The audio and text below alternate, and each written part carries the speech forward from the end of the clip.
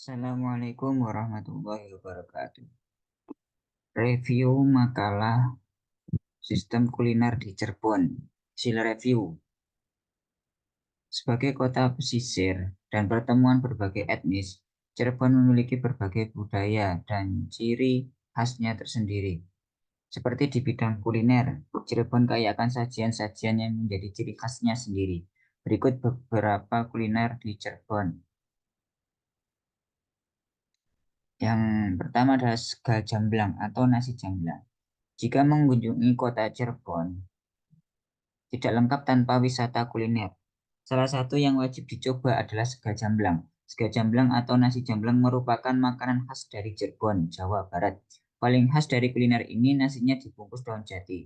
Nasi pun menjadi pulen. Nama jamblang diambil dari nama daerah asal pertama sang penjual. Tidak ada kaitan dengan buah jamblang. Sajiannya nasi dibungkus daun jati setiap porsinya. Satu porsi nasi umumnya satu kepal tangan. Jadi untuk sekali makan minimal 2 bungkus nasi. Sedangkan aneka lauk disajikan secara prasmanan. Sega jamblang awalnya makanan para pekerja paksa pada zaman Belanda yang sedang membangun jalan raya Dendles sepanjang 1.000 km dari Anyer ke Panarukan yang melewati wilayah Kabupaten Cirebon. Karena tidak menerima upah yang banyak, banyak sekali pekerja yang tewas akibat kelaparan. Meskipun membawa bekal nasi dari rumah, nasi menjadi basi jika lebih dari 10 jam tidak dimakan atau dihangatkan. Melihat hal tersebut, warga Jamblang berhasil menemukan cara agar nasi tidak cepat basi, yaitu membungkus nasi dengan daun jati. Pemilihan daun jati karena para pekerja bisa menyimpan nasi lebih lama. Nasi yang dibungkus daun jati jadi awet dan bisa bertahan beberapa hari. Sejak itu, nasi dibungkus daun jati jadi populer di kalangan pekerja. Kemudian lambat laun masyarakat Jamblang mulai menjadikan nasi bungkus daun jati tersebut sebagai salah satu mata pencaharian dengan berjualan di pasar. Disajikan dengan lauk seperti cumi bertelur, pepes rajungan, ikan panjelan, dan sambal. Berkat berbagai inovasi, nasi Jamblang kini disajikan dengan berbagai pilihan lauk pauk yang lebih variatif. Salah satu menu yang menjadi ikon dari sega Jamblang adalah balakuta hidung, yaitu cumi-cumi atau sotong berkuah kental yang dimasak bersama dengan tintanya sehingga berwarna hitam seperti rawon. Memang sensasi nasi yang dibungkus daun jati terasa nasi sangat bulan, apalagi sebelum disantap nasi disiram kuah semur. Nendang di lidah, pantas saja ada warga Jakarta yang pertama kali makan sega Jamblang mengaku nasinya bikin ngantuk saking pulennya. Para penjual menjajakan sega jamblang dengan konsep yang hampir sama. Meja ukuran besar ditempatkan di tengah, di atasnya aneka lauk pauk yang diambil secara prasmanan oleh pembeli. Sedangkan nasi sudah dibungkus daun jati yang diletakkan di bakul berukuran besar.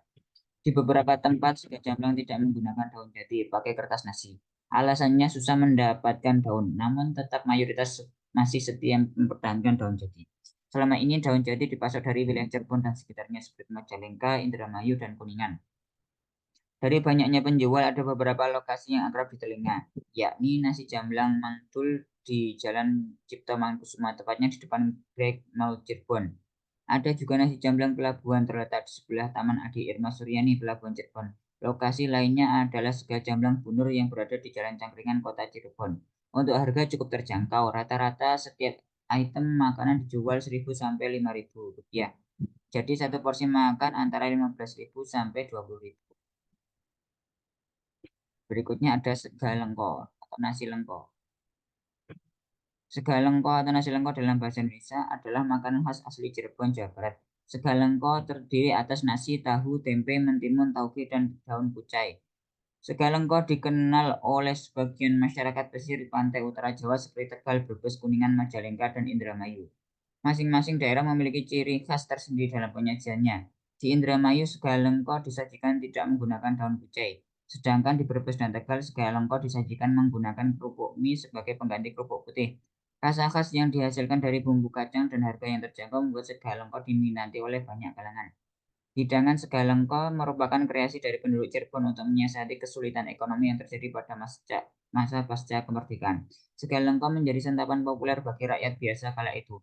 Kini sega lengko kerap disandingkan bersama sate kambing atau lauk lainnya seperti telur dadar sebagai tambahan lauknya. Sega lengko secara umum memiliki cita rasa yang gurih dan manis. Meski demikian, bagi penikmat pedas, sega lengko dapat ditambahkan dengan cabai agar menghasilkan rasa pedas sesuai dengan selera ya. Belum lagi tambahan taburan bawang goreng yang menghasilkan nuansa rasa nasi lengko menjadi begitu lengkap. Asal-usul nama sega lengko ini sangat berkaitan erat dengan sejarahnya. Istilah langka ini diambil dari kata langka yang berarti jarang atau sedikit. Istilah ini merujuk kepada jumlah lauk yang digunakan di Segalangka yang sangat sedikit karena kesulitan ekonomi pada masa lalu.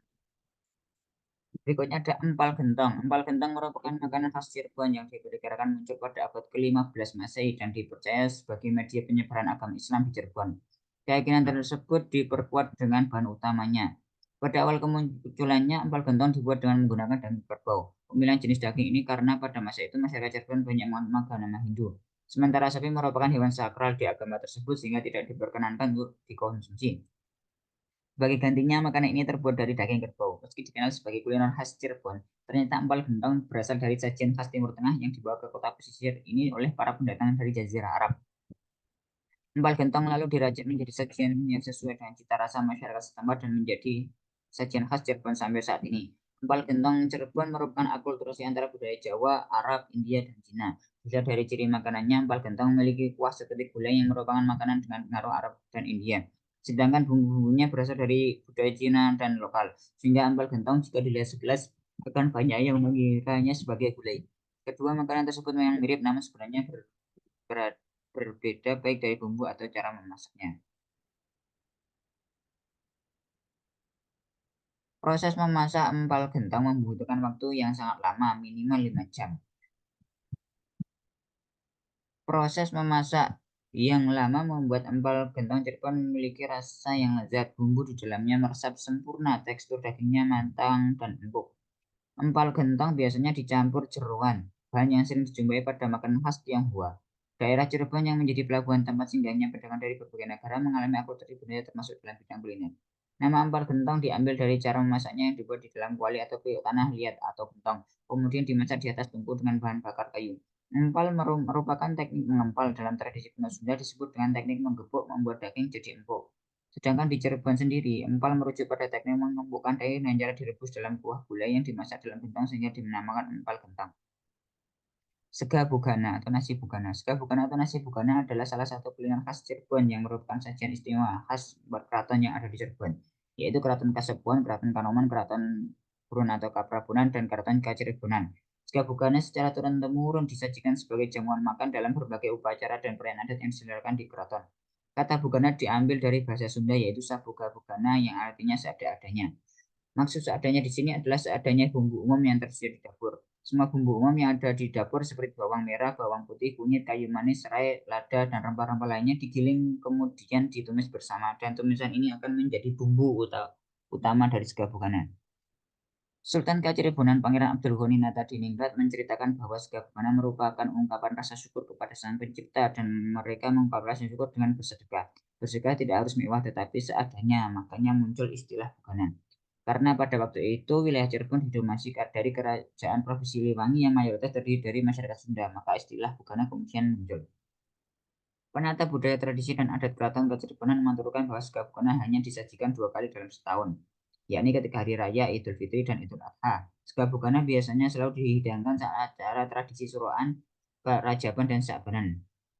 Sega bugana dikenal luas oleh masyarakat Cirebon. Masyarakat sekitar sering membuat sega bugana untuk acara syukuran. Dengan sega bugana dengan nasi berwarna kuning dan berbentuk kerucut seperti nasi tumpeng pada umumnya. Namun perbedaannya adalah sega bugana menambahkan parutan kelapa pada bumbu utamanya. Simbol nasi berwarna kuning dan mengerucut ke atas merupakan wujud syukur atas apa yang telah diberikan oleh Tuhan. Pada masa sekarang, sega bugana keraton dapat dinikmati langsung tanpa menunggu acara adat. Karena Keraton Kacirebonan sudah menyediakan pawon bugana yang menyajikan berbagai makanan khas keraton. Tempat yang tepat untuk menikmati sajian khas keraton. Harga segana bugana relatif murah. Untuk menu sega bugana dengan ayam pejantan dihargai Rp18.000 per porsi. Sedangkan untuk menu ayam kampung dibanderol Rp25.000 per porsi. Sate kalong. Sate kalong adalah sajian sate yang khas dari Cirebon. Disebut sate kalong karena penjual sate kalong hanya keluar pada saat sore hari.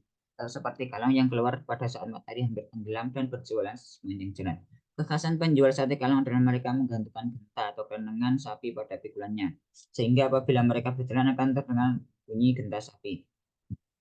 Sate kalong terbuat dari daging kerbau yang dihaluskan dengan cara ditumbuk dan rasanya manis hampir seperti dendeng. Bagi pecinta pedas, sate kalong dapat dinikmati dengan cocolan sambal merah. Sate kalong yang dijual di pasaran terdapat 2 rasa, yaitu manis dan asin. Untuk rasa manis terbuat dari daging, sedangkan rasa asin terbuat dari urat. Sebelum dibakar, tusukan daging kerbau dicelupkan ke bumbu rempah-rempah yang dicampur dengan gula sehingga akan terasa sedikit manis. Sedangkan sate yang terbuat dari urat sebelum dibakar kemudian dicelupkan ke bumbu kaldu beraroma rempah-rempah, tetapi dengan rasa asin. Uniknya untuk membuat sate kalong, daging kerbau atau sapi akan direbus terlebih dahulu hingga empuk, kemudian dilumuri bumbu yang terdiri dari bawang putih, bawang merah, ketumbar, garam, dan air asam. Setelah itu, daging akan dicelup ke dalam larutan gula merah lalu dibakar hingga matang. Selesai dibakar, sate kemudian diletakkan bumbu kacang sedikit, campuran oncom, dan irisan lontong. Setelah itu, sate diguyur dengan kaldu sisa rebusan daging yang membuat cita rasa sate kalong semakin kaya. Cukup sekian. Assalamualaikum warahmatullahi wabarakatuh.